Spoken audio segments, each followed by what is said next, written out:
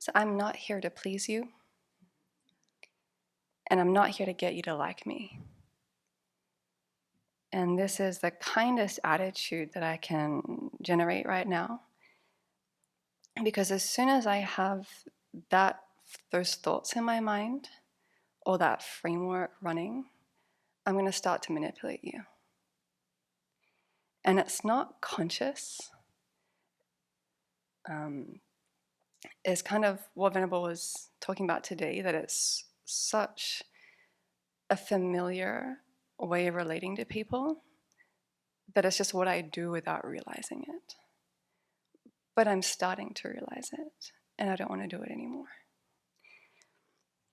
And so there's various tics, twitches, mannerisms, posturing that can come out, that when I look behind it, the thoughts are, I want you to like me. And I want to please you in order for you to like me. And looking at this, the question that comes up is, well, what's my purpose here? In terms of giving this talk, but also in anything that I do. What's my purpose here? And the worldly part of my mind, which runs a lot, is that I want to get what I want. I want to get what I want. And that often involves, I want to get you to do what I want.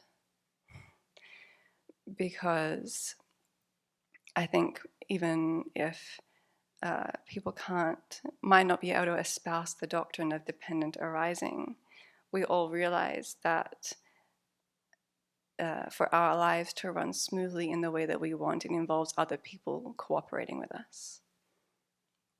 And that often it comes down to, whether nicely or not, trying to get others to do what we want. And in a conversation I was having about this with someone, the topic of rewarded behaviors came up, which is very interesting to reflect on. And being a cutesy little girl has been a set of behaviors that has worked very well for me in this life so far. Playing to that persona. And now, well into my 30s, and a Buddhist nun, that might be a set of behaviors that I want to lay down. Do.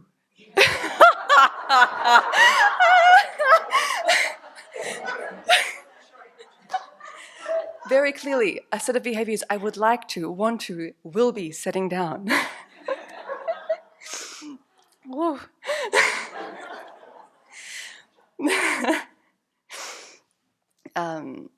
Yeah, and I want to be very clear that this is not just a gendered thing. What I'm talking, the cutesy little girl thing might be gendered, but this way of having a persona that can manipulate others to get what we want is not a gendered thing.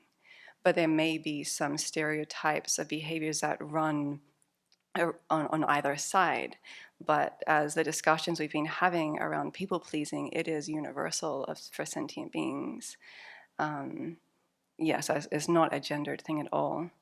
When I was thinking about myself, the phrase wrapped around your little finger came to mind. And apparently, I looked this up, it rose from 1743, apparently, so it's old, where seamstresses would put the remaining string around their finger to use sometime later in part of their sewing. But it came to mean having someone under your control or be able to bend to your will easily. The one website that I was looking at said it doesn't mean that it's unkind. It means that the person will do what you want because they care for you. I'm not so sure I agree with that.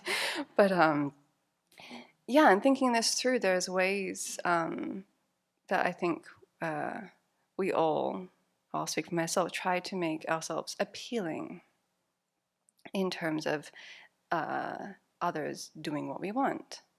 But there's also a way of, the word appeasing came to mind, making ourselves appeasing or trying to appease others, again, in order to get what we want or to have others do what we want. And looking up again what appeasing meant is a way of pacifying or placating others, but also it can mean to relieve or satisfy a sense of guilt that we may have about our own behavior. And both of those meanings I see as true for me, in terms that, and this situation came up quite clearly yesterday, where I could see this behavior of mine trying to appease others arose. And it's so totally linked to the self-centered thought and the people-pleasing behavior, where, and this is a habit that I have, where I'll perceive a behavior change or some behavior in someone else that I interpret that they're unhappy with me. And then fear arises, because if they're unhappy with me, it means that they're angry with me, and I'm scared of anger, and I don't want them to be angry with me, because if they're angry with me, it means that something's wrong with me, and then the whole world falls apart, right? So out of no, and it's mixed motivations, like I will, perceive a set of behaviors, and there'll be something, is are they okay? But it's also in relation to are they okay with me? And so then I'll, in some way, inquire, are they okay? But it's not fully out of concern for them. Often it's mostly out of concern for me. And that is not a way of moving through the world that I want to continue doing. And it was very nice in that the person I connected with, I could joke about that. Of course, I'm making it about myself, that I was perceiving the change in behavior, which, something was going on, but it had nothing to do with me. Just how, something's going on. I make it immediately about myself. And then that's the framework running about why I'm asking, or why I'm interested maybe as much as I am, or why I feel impelled to ask. And then coming back to the question of what's my purpose here? It's like, well, what do I want my purpose to be? What do I want my intention, my motivation, my framework of moving through the world to be? It's not self-centered thought. It's not trying to replicate these behaviors to get others to do what I want. It's not a framework of manipulation. It's ideally bodhichitta. Or just even to get there, it's the three motivations that we try and wake up with and then hold again throughout the day. May I not harm, may I be of benefit. And then also holding that larger framework in mind of working towards full awakening, where all beings can realize the happiness that they seek. And this is a 180-degree turnaround from the worldly usual mode of operation, where it's facing the completely other way, as opposed to facing towards myself and saying, how can I get others to do what I want so I get what I want? It's facing towards others, saying, how can I give others what they want? And I think it was during winter retreat where Munsell was giving a motivation in the morning, and it stuck with me ever since. I think largely because of the conviction with which you said it in your own words, where it was like, let's just try and give others what they've been wanting all along. Let's just give them what they want, happiness. But it's not the happiness that they think. It's not sex, drugs, rock and roll. It's not worldly happiness of any other thing. It's inner peace and contentment and freedom from the afflictions and all that. And so that's very nice, wanting to have bodhicitta as my framework.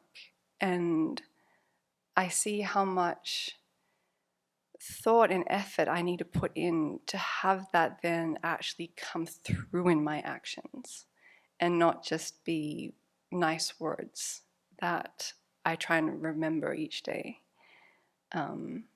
because it involves relating to others in a totally different way than I have been in my life, or when I'm afflicted. In terms of what I guess Tapkela said, in terms of the sentient beings aren't rocks. They have feelings.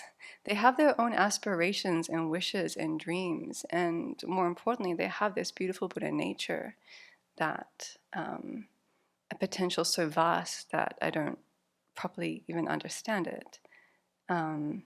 And as Venerable Chodron has also said, they're not pieces of furniture in the room that we just try and navigate around to, again, get what we want, or to not have to encounter problems or things that we don't wish.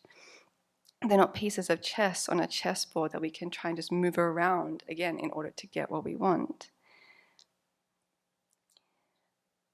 And often, or it's been said here, that our speech can be the greatest weapon of mass destruction. But I've also been thinking that the body and speech together is also a weapon of mass manipulation.